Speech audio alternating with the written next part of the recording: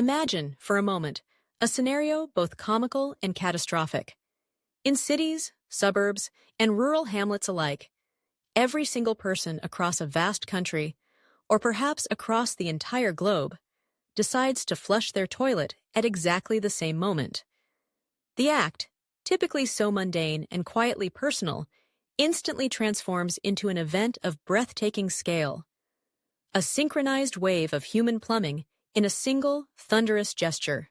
But what would actually happen if everyone flushed at the same time? The question weaves together threads of engineering, ecology, public health, and even a touch of philosophy about our intricate modern lives. Let us begin at the very start, in the stillness before the storm. Every household and building, public or private, uses a network of plumbing that connects to broader wastewater systems. A single flush sends water and the waste it carries, swirling down pipes, through bends and slopes, toward local sewer mains. On a normal day, millions of people flush throughout the day, but never all at once.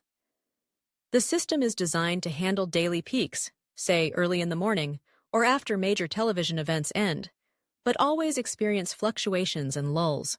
When a toilet flushes, it releases, depending on its design, anywhere from 1.2 to 5 gallons, 4.5 to 19 liters, of water in a powerful but brief surge. Multiplied by every toilet in a city, the numbers escalate rapidly. In a metropolis like New York City, home to roughly 8 million people, each flushing once means tens of millions of gallons of wastewater flowing into the pipes in just seconds. If everyone, everywhere, pressed the handle simultaneously, the effect would be unlike any the wastewater system has ever faced. To understand the consequences, let's trace what happens along the journey, step by step, from the bathroom to the treatment plant. First, the wastewater leaves each individual building, entering small pipes in homes or apartments, often called the house lateral. These pipes slope away from the home and join larger pipes beneath the street, called sewer mains. Along the way, thousands of connections funnel the flushes of neighborhoods into larger and larger conduits. On a typical day, the design of these pipes is more than adequate. Sewers generally have a little extra capacity. Designed with heavy rainstorms and predictable surges in mind. However, they are not designed for the kind of surge proposed here, a virtually instantaneous, massive, coordinated input of water and waste. The immediate effect, in most cases, would be a roaring rush of water into the pipes. In some areas, the initial portion of waste might speed through quickly, but this surge would almost inevitably overwhelm the capacity of the sewers.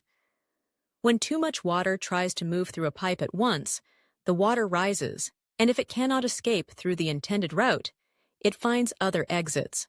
This means manhole covers could be forced up as brown, foamy water geysers into streets. In basements and ground floors where the plumbing is lower than street level, the sewage could back up through floor drains and even into toilets or sinks, reversing its normal flow. In hilly areas, gravity moves sewage more quickly downhill, so low-lying neighborhoods would be overwhelmed first, while higher elevations might experience temporary delays before being hit by waves of backflow. This is just one city. Now, expand your imagination to an entire nation. Every home, every school, every apartment building and high-rise, every stadium bathroom, every shopping mall and gas station, everywhere, all at once.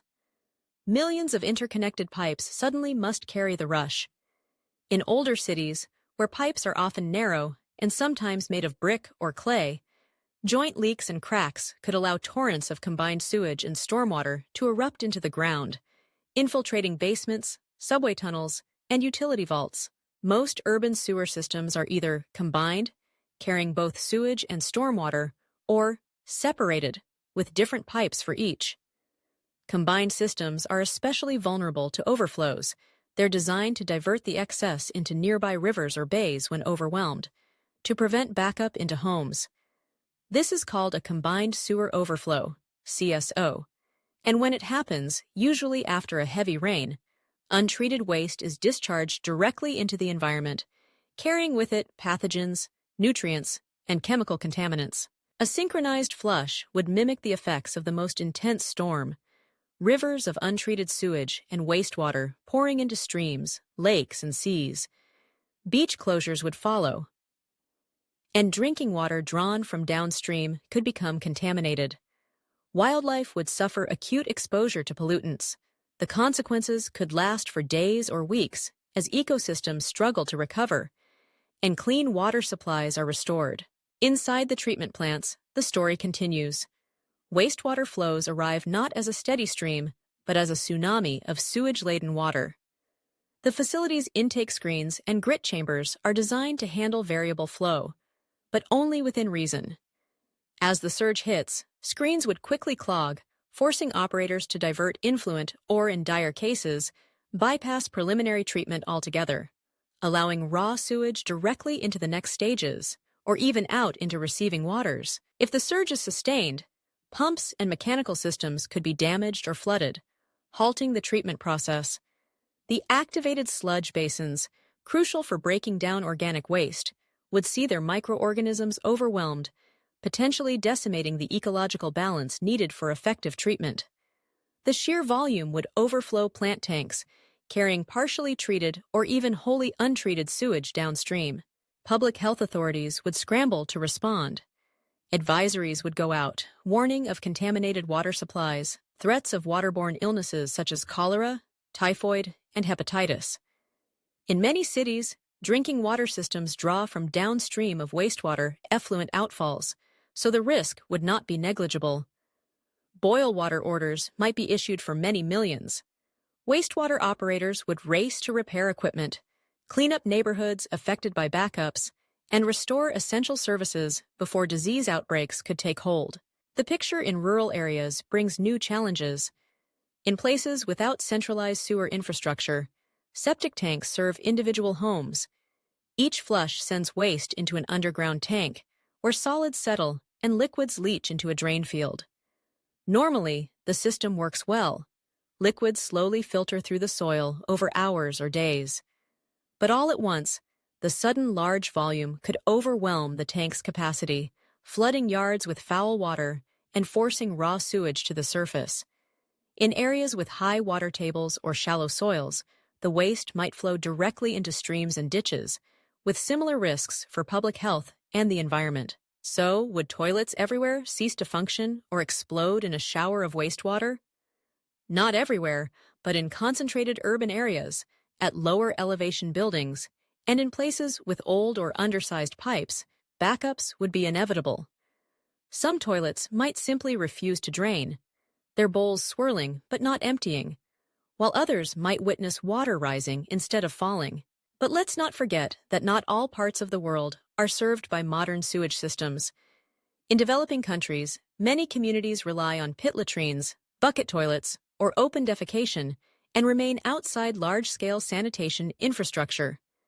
In these places, the synchronized flush might have little immediate effect, beyond highlighting dramatic inequalities in the provision of the most basic human services.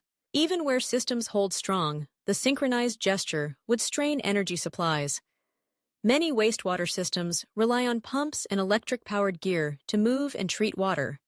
A sudden continent-wide demand spike might coincide with the surge, adding stress to the power grid and increasing the risk of blackouts or brownouts, just as essential services are most needed.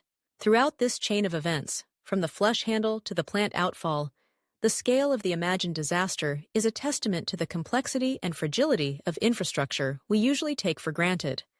Toilets, pipes, plants, rivers, aquifers, all are connected in a vast, mostly invisible network. The scenario underlines a simple, profound truth. Many of the conveniences of modern life depend on careful systems working precisely as intended, and they are all interdependent. Yet for all the mayhem, the system would recover. Sewer crews would work around the clock, clearing blockages and mopping up messes. Treatment plants would repair equipment, flush out tanks, reseed biological treatment processes, and monitor for contamination. Weeks or months later, the environment would slowly return to health, as rivers, wetlands, and reservoirs perform their silent natural work. What can we learn from this hypothetical synchronized act? For one thing, it highlights the importance of engineering foresight. Modern wastewater systems are designed with margins of safety, redundancy, and contingency plans, not for global-scale synchronized flushing, to be sure, but for the very real possibility of severe storms, accidents, or human error. Upgrades to green infrastructure, such as bioswales, rain gardens, and wetlands, can absorb surges and filter contaminants before they reach sensitive waterways, reducing the consequences of both natural and human-invented disasters. We also learn about civic responsibility. Public health, after all, is not just a matter of medicine, but of plumbing, planning, and sustained investment. Regular maintenance, technological improvement, and community engagement are vital. In cities where residents are encouraged to limit water use during rainstorms, these habits help prevent overflows and protect the environment.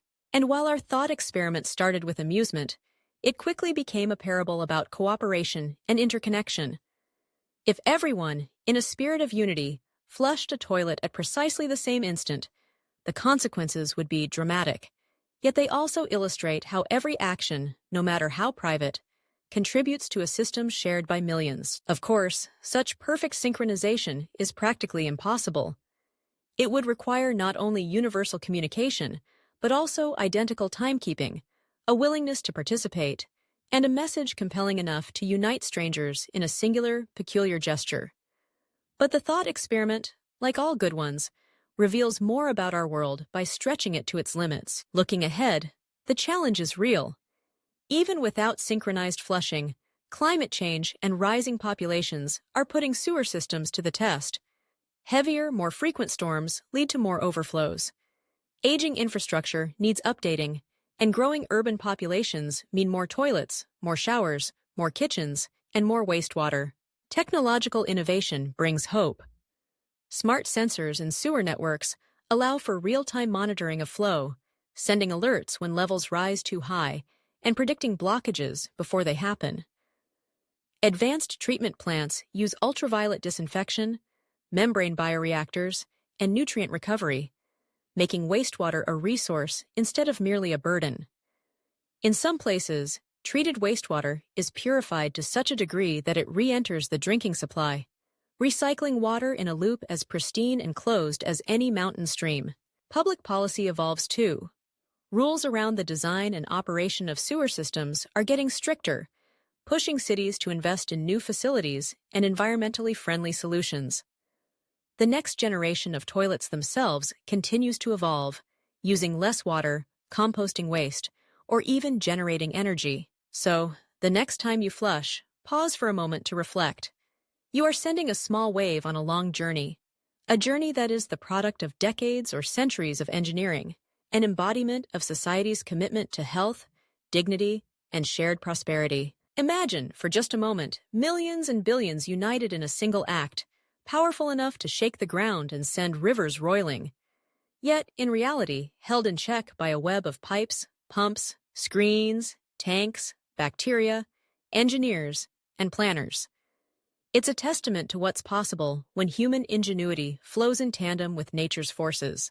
In the end, if everyone flushed at the same time, the world would not end. But for a few messy hours or days, parts of it would become a little less comfortable, a lot more chaotic, and far more aware of the hidden wonders and vulnerabilities beneath our feet. Let this thought experiment be a celebration of the ordinary. Every bathroom, every flush, every pipe is a link in the chain of civilization, a silent guardian of public health, a testament to teamwork across generations. While the synchronized flush will likely remain in the realm of imagination and internet legend, the lessons it offers are profoundly real. From the swirling water in a porcelain bowl to the broad sweep of rivers and seas, our actions leave ripples in systems unseen and connections unbroken. Perhaps, in understanding the hidden choreography behind each simple flush, we find a new appreciation for the world we share, and a renewed resolve to care for it, one flush at a time. And if you ever hear the rumor, spread perhaps with a smile, at a party, or in the endless scroll of internet trivia, that a national or global synchronized flush is planned, you'll know the truth. You'll picture the brave engineers, the exhausted plumbers, the harried waterworks crews, and the indomitable pipes holding fast beneath the city. You'll remember, too, the rivers and aquifers, the beaches and wetlands, as they bear the brunt of our collective act. You'll know then that what we usually call going to the bathroom is, in fact, a communal act, one that binds us invisibly to each other and to the planet we all depend on. Whatever the hour, whatever the reason, every flush is a small reminder of the intricate, interwoven, and utterly essential dance of modern life.